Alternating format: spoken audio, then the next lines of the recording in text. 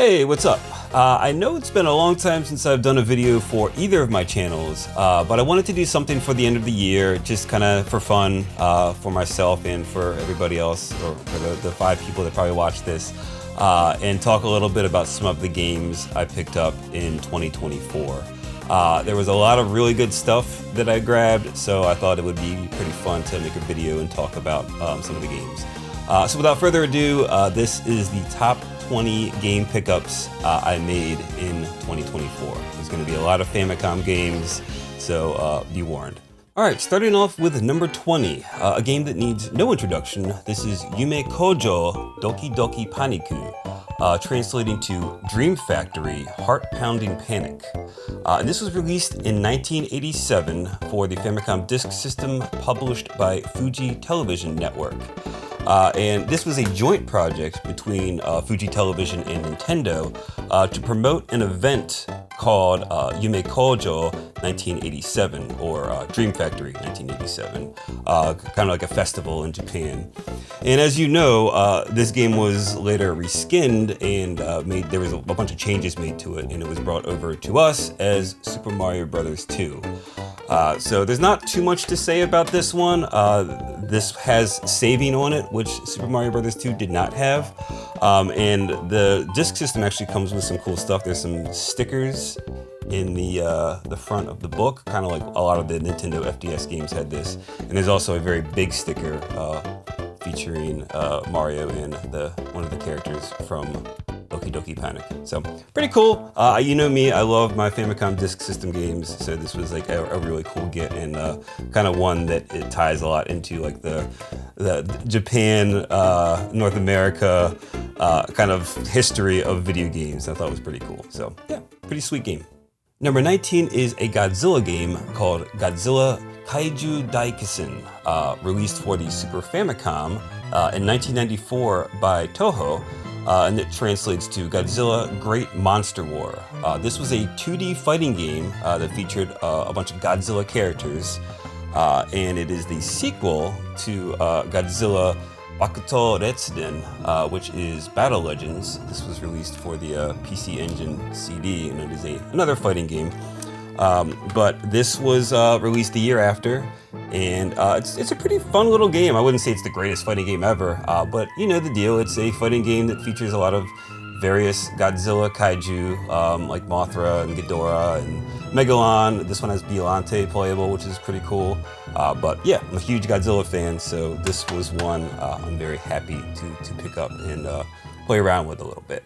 Number 18 is the first WonderSwan game I've ever purchased, and it is Rockman and Forte Mirai Kara no Chousenshā, translating to Challengers from the Future. And this was released in 1999 for the WonderSwan originally, the original WonderSwan, not the color, by Bandai. And it was actually developed by Bandai as well. Capcom did not make this game. This was licensed by Bandai to develop it. And this is the only Rockman / Mega Man game that does not feature Dr. Wily at all, to my knowledge at least it's one of them. And I'm not even sure if this game is really even canon.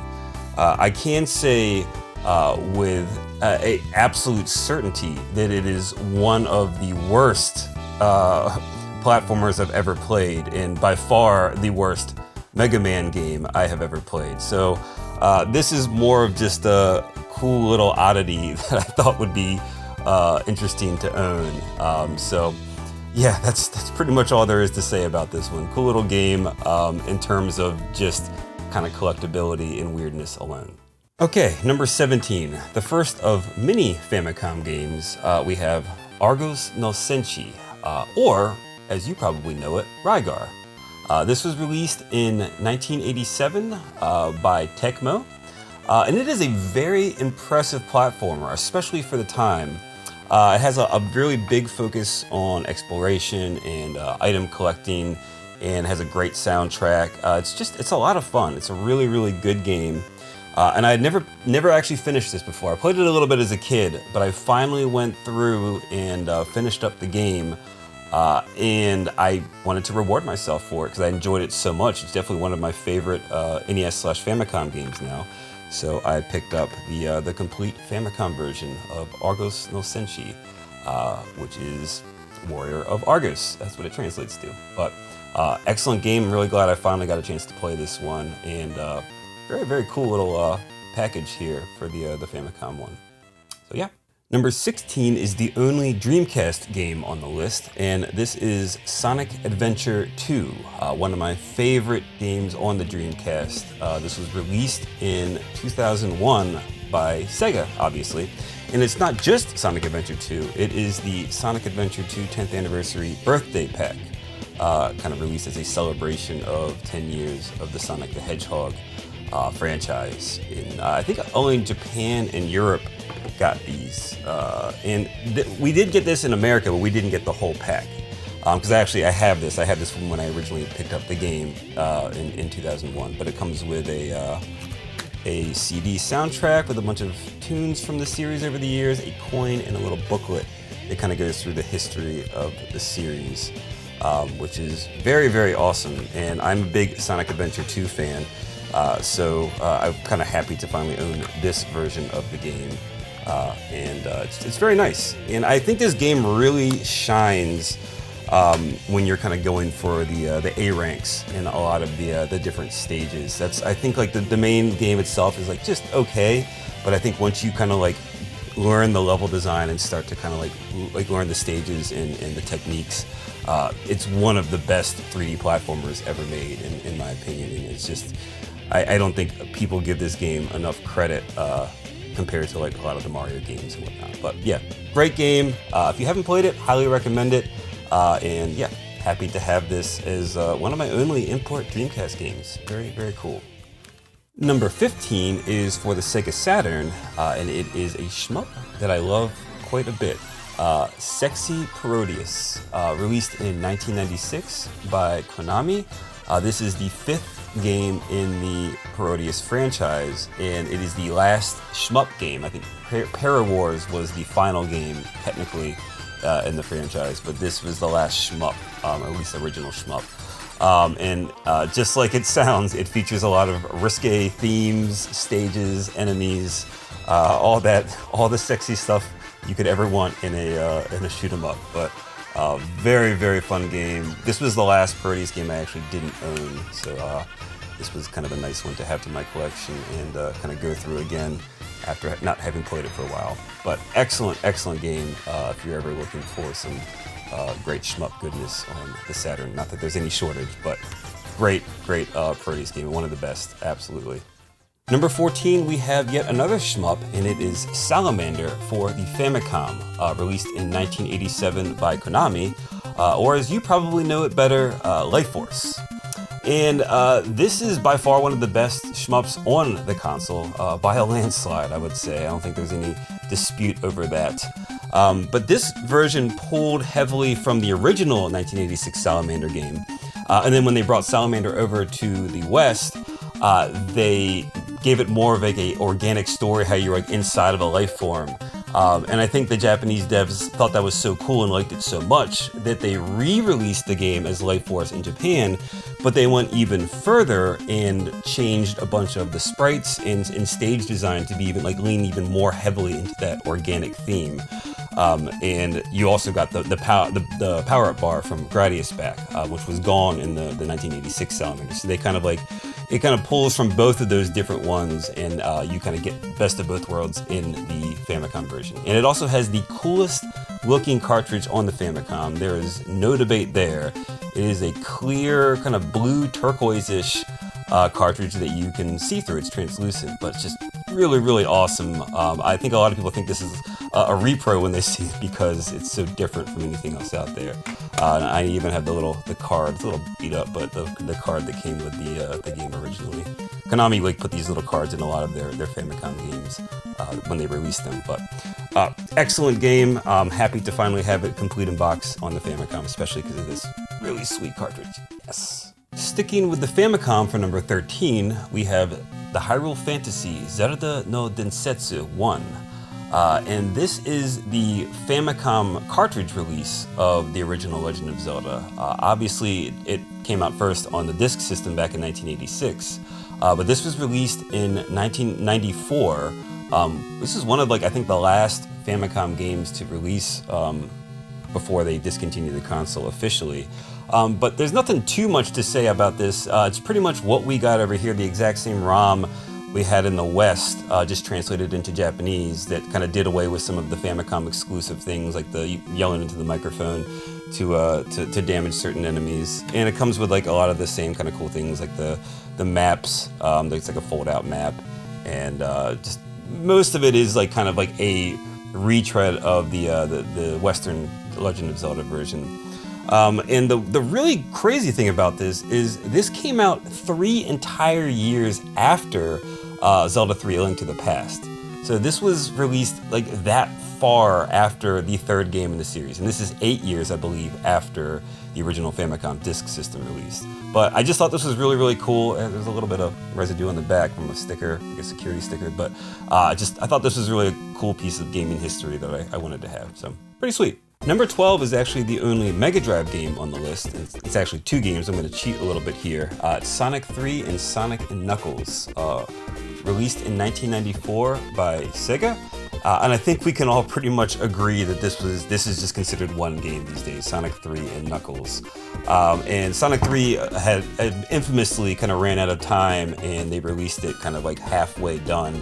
And then a few months later, Sonic & Knuckles came out, which featured lock-on technology that lets you kind of put your Sonic 3 cart in here and complete the game.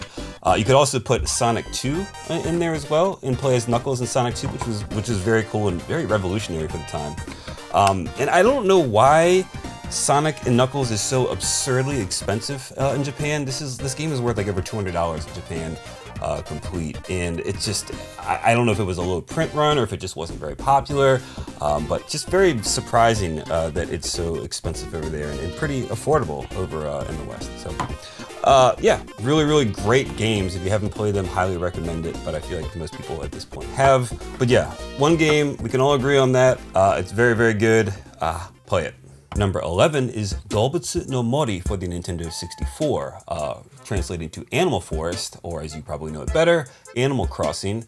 And this was released in 2001 by Nintendo. This game came out, I believe, later in the same year for the GameCube, which is how most people in the West know it. But it is a very, very great game. This game kind of got me into like the sim games. And this was the initial version of the game.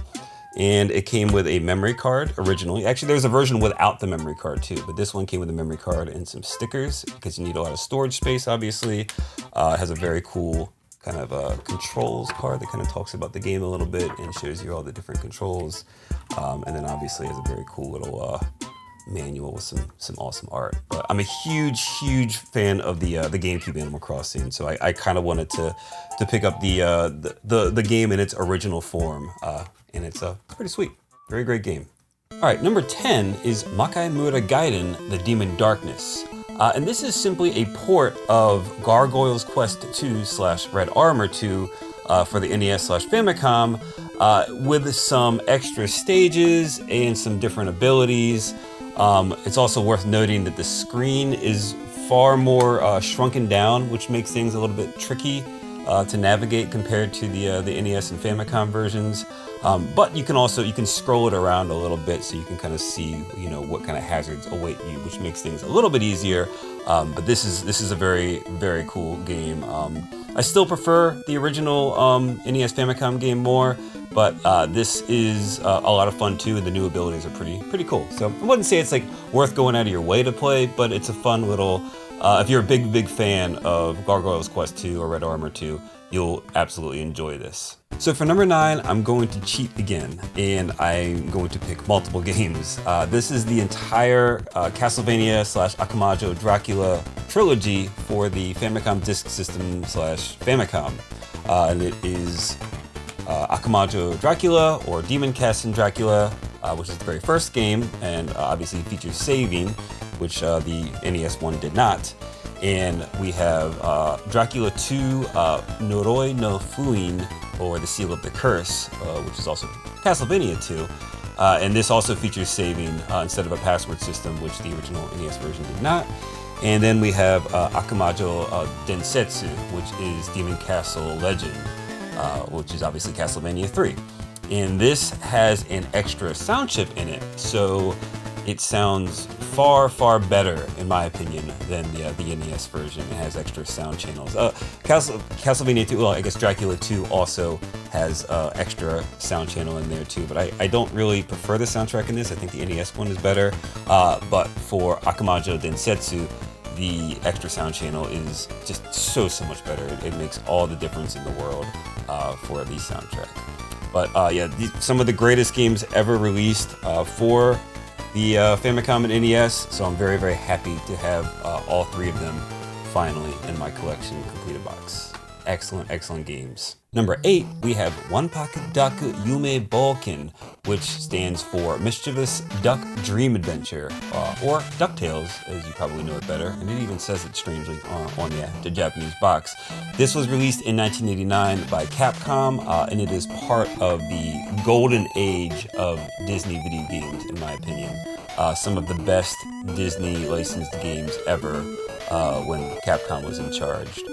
Excellent gameplay, amazing soundtrack, just a great game from start to finish. And there is a sequel too, which I enjoy quite a bit too, but I have more of a nostalgic hook for the first game, and just because I played it so much as a kid, and I can still go back and play it now. But this is definitely one I'm very, very happy to have the Famicom complete version in box. Alright, number 7 is the only other Super Famicom game on this list, surprisingly, because I picked up a lot of Super Famicom games this year. But it is Axelay, released in 1992 by Konami, one of the best shmups of the 16-bit era. I'm not sure if I would say it's my favorite, but it is well up there in the top 3 easily. Also one of the best soundtracks ever on the SNES/Super Famicom.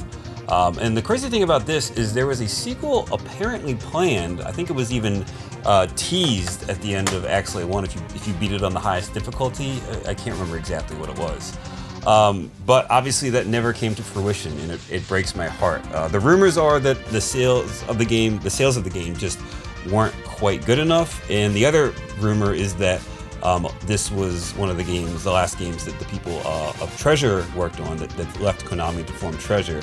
So this was kind of like one of their final projects before leaving to start their own endeavor. But excellent, excellent shmup. If you haven't played it, check it out. At the very least, listen to the soundtrack, because the soundtrack is just incredible. But yeah, happy to...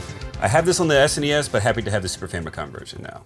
Number 6 is Chou Wakusei Senki Meta Fight for the Famicom, released in 1988 by Sunsoft, and that translates to Super Planetary War Chronicle Meta Fight, or Blaster Master, as you probably know it better over here in the West. And this one has a very different story from the localized NES version. This takes place on a distant planet. It doesn't take place on Earth like in some kid's backyard chasing his frog. This takes place on a completely different planet, and the player takes control of a person that has obviously the tank, and they are fighting off a tyrant and his army who are invading the planet. So rather than stumbling onto some underground world, this takes place like in a war, an actual war on a planet. But this game is very, very good. Thankfully, the Famicom version has unlimited continues. The NES one has limited continues, so it's much, much more difficult. And I finally went through and finished this for the first time earlier this year, and I really enjoyed my time with it. It's a very, very difficult game, but it's a lot of fun, and it's like one of the earliest, I know people hate this term, Metroidvanias, where there's a heavy focus on exploration and backtracking and getting new abilities to progress forward. But this is one I've always wanted to finish and play through, and the Japanese version is just so cool. Look at that artwork. It's excellent artwork. So happy to have this one. Okie dokie, on to the top 5. Number 5, we have Akumajo Dracula X, Gekka no Yasou Kyoku, or Demon Castle Dracula X, Nocturne in the Moonlight. This was released in 1998 by Konami for the Sega Saturn. And this version boasts additional areas, additional enemies, bosses, weapons. There's a bunch of different features, like you could play as Maria, which was very different. But the big problem here was that there was a lot of slowdown and performance issues, which really kind of stops this from being the definitive version of the game. But it's still really, really good. I still thoroughly enjoy checking out all the new areas. I went through it as Maria, which was a lot of fun. And a huge thanks to Chid, who picked this up for me. Chid is a friend of the channel. He runs his own YouTube channel. Check him out. He does a lot of like reviews and playthroughs. But he picked this up for me over the summer in August.